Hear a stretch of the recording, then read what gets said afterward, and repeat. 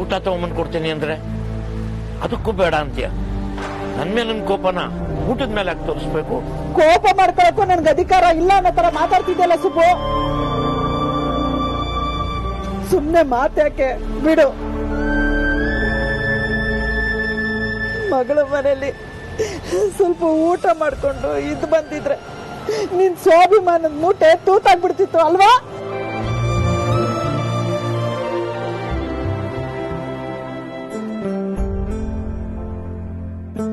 ಮಗಳ ಜೊತೆ ಇನ್ನು ಸ್ವಲ್ಪ ತಿದ್ದು ಬರ್ಬೋದಾಗಿತ್ತು. ಇಲ್ಲ ಇಲ್ಲ, ನಿನಗೆ ನಿನ್ ಸ್ವಾಭಿಮಾನನೇ ಮುಖ್ಯ.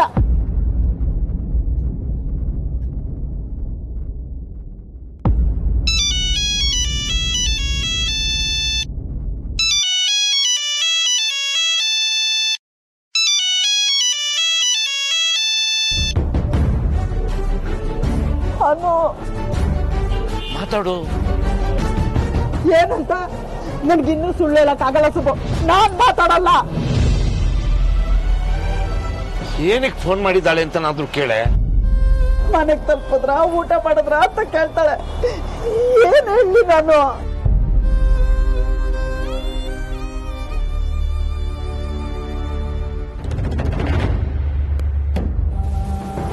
ಸರ್, ನಾನು ಅನ್ಕೊಂಡಿದ್ದ ಸರಿ ಅಂತ ಅನಿಸ್ತಿದೆ. ನಮ್ಮ ಫೋನ್ ರಿಸೀವ್ ಮಾಡ್ಲಿಲ್ಲ. ಅವ್ರು ಬ್ಯುಸಿ ಇರ್ಬೋದನು. ಇಂಥ ಸಮಯದಲ್ಲಿ ಚಿಕ್ಕ ಪುಟ್ಟ ವಿಷಯನೂ ದೊಡ್ಡದಾಗೇ ಕಾಣಿಸುತ್ತೆ. ನೀನು ಸ್ವಲ್ಪ ಸುಧಾರಿಸ್ಕೊ. ನಿನ್ನ ಮಿಸ್ ಕಾಲ್ ನೋಡಿ ಅವರೇ ನಿನಗೆ ಫೋನ್ ಮಾಡ್ತಾರೆ.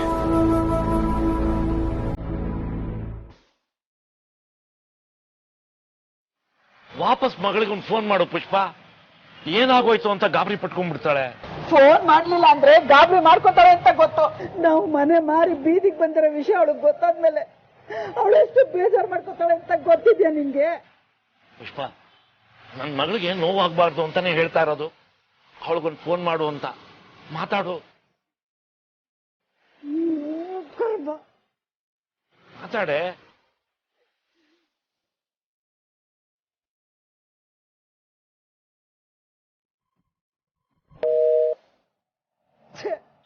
ಏನಾಯ್ತೆ? ಆಷಾಢದಲ್ಲಿ ಅಧಿಕ ಮಾಸ ಅಂತಾರಲ್ಲ, ಹಂಗೆ ಫೋನಲ್ಲಿ ದುಡ್ಡೇ ಇಲ್ಲ.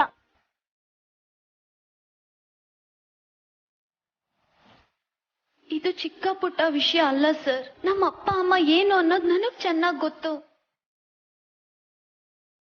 ಅವರಿಬ್ರು ನನ್ನಿಂದ ಏನಾದ್ರೂ ಮುಚ್ಚಿಡೋದಕ್ ಪ್ರಯತ್ನ ಮಾಡಿದ್ರೆ ಅವ್ರ ಮುಖದಲ್ಲಿ ಒಂಥರ ದುಃಖ ಇರುತ್ತೆ. ಆ ದುಃಖನ ಇವತ್ ನಾನ್ ನೋಡ್ದೆ ಸರ್. ನಂಗೆ ಯಾಕೋ ನನ್ ಮನ್ಸ್ ಕೇಳ್ತಿಲ್ಲ. ನಿಮ್ಗೇನು ತೊಂದ್ರೆ ಇಲ್ಲ ಅಂದ್ರೆ ನಮ್ ವಟಾರಕ್ಕೆ ಹೋಗಿ ಬರೋಣವಾ ಪ್ಲೀಸ್ ಸರ್?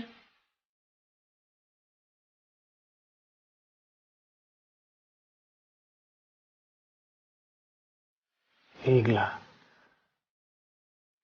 ಇಷ್ಟೊತ್ತಲ್ಲಿ ಹೋಗೋದು ಬೇಡ ಅನ್ನೋ. ಯಾಕೆ ಸರ್? ನೀನೊಂದು ಕೆಲಸ ಮಾಡು. ನೀನು ಇನ್ನೊಂದ್ಸಲ ಫೋನ್ ಮಾಡು. ನೀನಾಗಲೇ ನಿಮ್ಮ ಅಮ್ಮಂಗೆ ಫೋನ್ ಮಾಡಿದ್ದೆ ಅಲ್ವಾ? ಈಗ ನಿಮ್ಮ ಅಪ್ಪನಿಗೆ ಫೋನ್ ಮಾಡು. ಮಾಡು.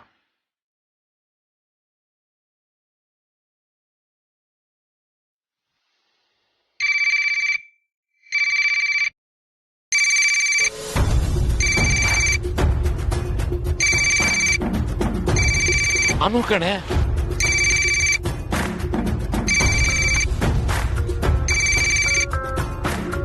ಇಷ್ಟೇ ಅಲ್ವಾ ನಿಂದು?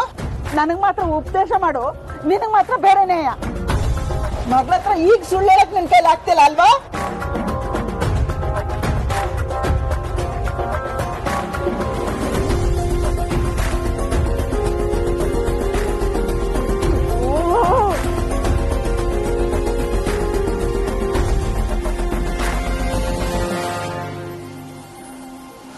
ಸರ್, ಅಪ್ಪನೂ ಫೋನ್ ರಿಸೀವ್ ಮಾಡ್ತಿಲ್ಲ ಸರ್.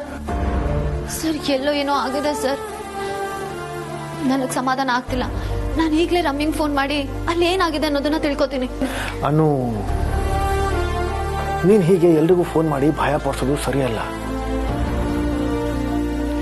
ನೀನು ಜಾಸ್ತಿ ಯೋಚನೆ ಮಾಡ್ತಿದ್ಯಾ. ಈಗ ನೀನು ಊಟ ಮಾಡಿ ಮಲ್ಕೋ. ನಾಳೆ ಬೆಳಗ್ಗೆನೆ ನಾವಿಬ್ರು ಒಟ್ಟಾರಕ್ಕೆ ಹೋಗೋಣ, ಸರಿನಾ? ಸರ್, ಅದು ಅಪ್ಪ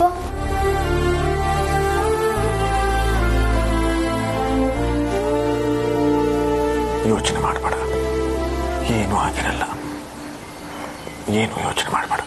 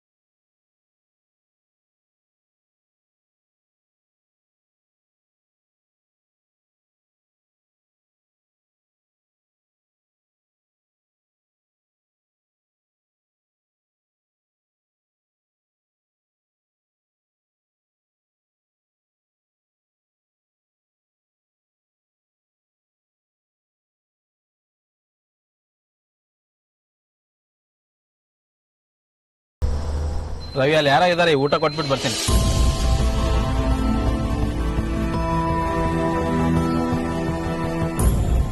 ನಮ್ಮ ಮನೆಯಲ್ಲಿ ಫಂಕ್ಷನ್ ಇತ್ತು, ಊಟ ಮಿಕ್ಕಿದೆ, ಅದಕ್ಕೋಸ್ಕರ ತಗೊಂಬಂದಿನಿ, ತಗೊಳ್ಳಿ. ಒಳ್ಳೆ ಊಟನೇ, ತಗೊಳ್ಳಿ, ಊಟ ಮಾಡಿ.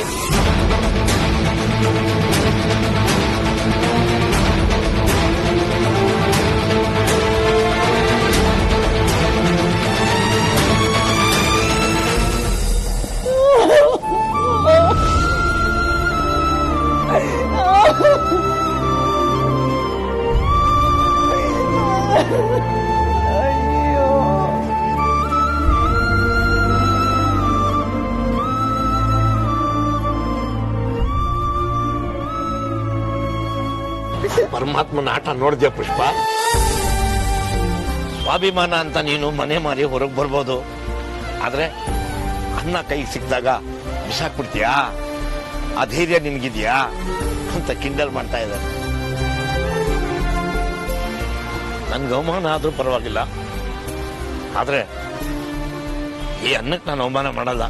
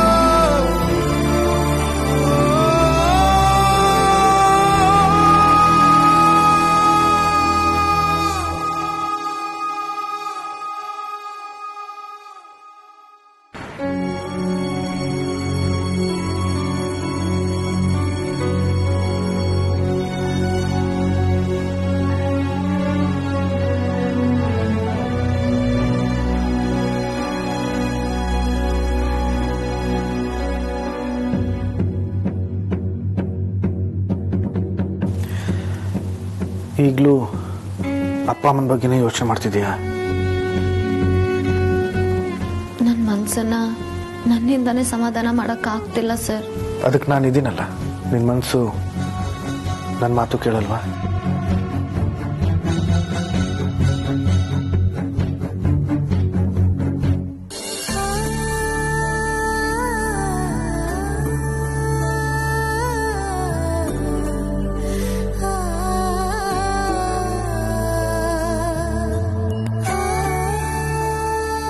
ಮಾತನ್ನು ಕೇಳಿದ್ದಕ್ಕೆ ನಾನು ಇಲ್ಲಿದ್ದೀನಿ ಸರ್. ಇಲ್ಲ ಅಂದಿದ್ರೆ ಎಷ್ಟೊತ್ತು ಒಟ್ಟಾರದಲ್ಲಿರ್ತಿದ್ದೆ.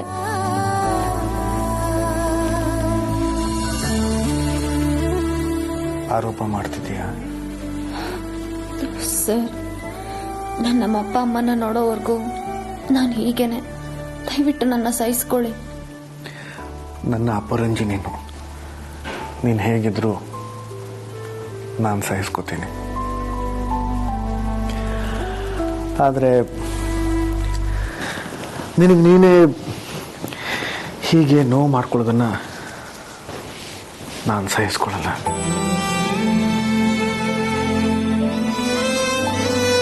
ಕೂತ್ಕೋ.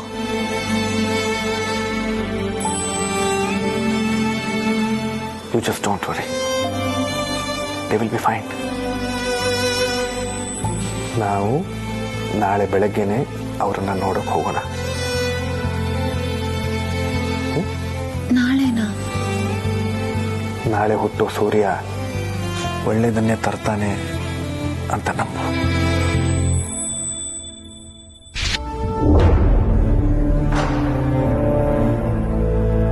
ಸುಬ್ಬು, ಉಳ್ಕೊಳ್ಳೋದಲ್ಲಿ ಅಂತ ಕೇಳಿದ್ರೆ ದೇವಸ್ಥಾನ ಕರ್ಕೊಂಬಂದಿದ್ಯಲ್ಲ, ಹಂಗಾರೆ ಇವತ್ತು ರಾತ್ರಿ ಇಲ್ಲೇನಾ? ಗುಡಿಗಿಂತ ಬೆಚ್ಚಗಿರೋ ಗೋಡು ನಮ್ಗೆ ಇನ್ನೆಲ್ಲೇ ಸಿಗುತ್ತೆ? ಇವತ್ತಿನ ಮಟ್ಟಿಗೆ ಇದೇ ನಮ್ಮ ಮನೆ.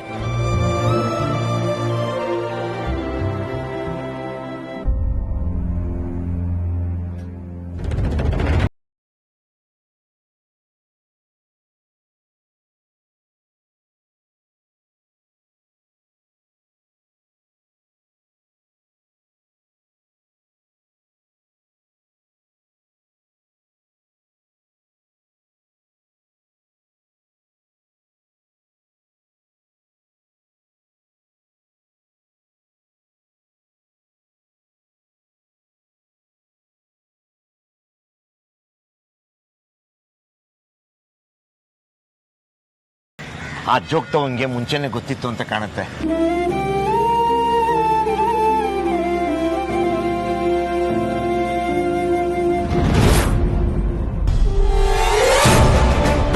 ಸುಬ್ಬು, ಇವತ್ತು ಅಷ್ಟಮಿ.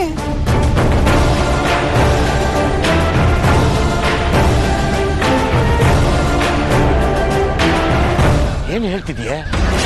ಸುಬ್ಬು, ಅನು ವಿಷಯನ ಆರ್ಯ ಸರ್ ಹತ್ರ ಹೇಳಲೇ ಇಲ್ವಲ್ಲ. ಏನೇ ಹೇಳ್ತಾ ಇದೀಯ ನೀನು? ಅನುಗೆ ಈ ತರ ಕನ್ಸು ಬೀಳುತ್ತೆ ಅಂತ ನಾನು ಆರ್ಯ ಸರ್ ಹತ್ರ ಹೇಳ್ದೆ ತಪ್ಪು ಮಾಡ್ಬಿಟ್ಟೆ.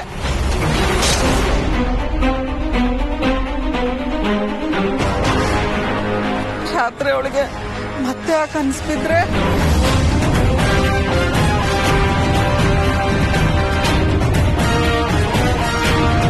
ತಾಯಿ ಇದ್ದಾಳೆ, ಬಾ.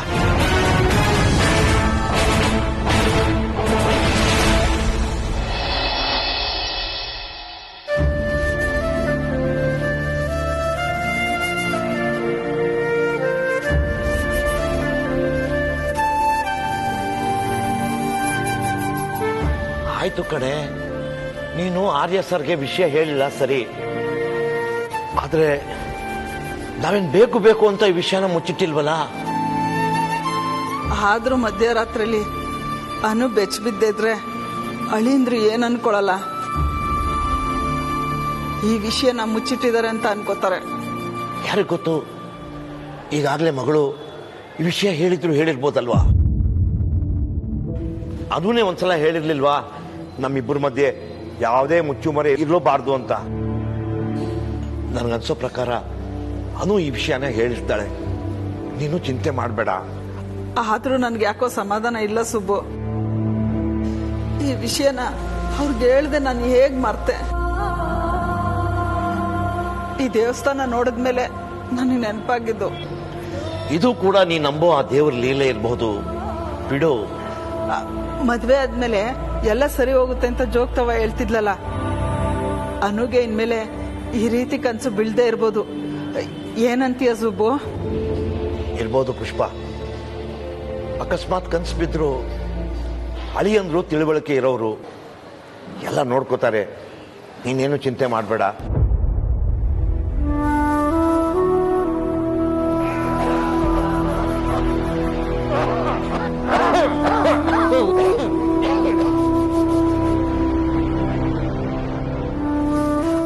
ಥರ ಯಾರಾದ್ರೂ ಕೆಮ್ಮಿದ್ರೆ ಕೆಮ್ಮಣ್ಣನ ನೆನಪಾಗುತ್ತೆ.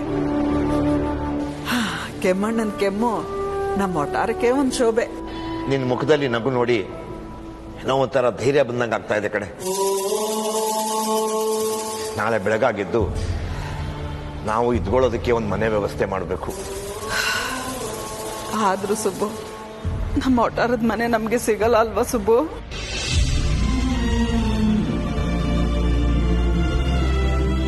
ಮಲ್ಕೋ ಪುಷ್ಪ.